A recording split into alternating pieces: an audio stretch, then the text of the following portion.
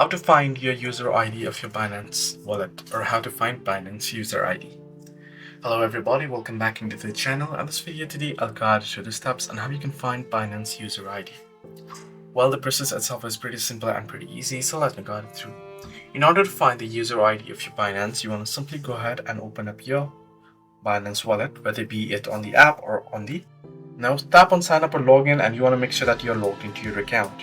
So I'll just log in real quick here to my account, and once you're logged in, you should be able to get your user ID right away from your profile.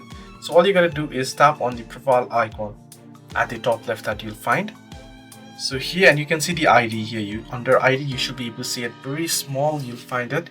So let me zoom it in for you. You can see my name, and above it, you'll be able to find your user ID. So this is how you can get your user ID for Binance.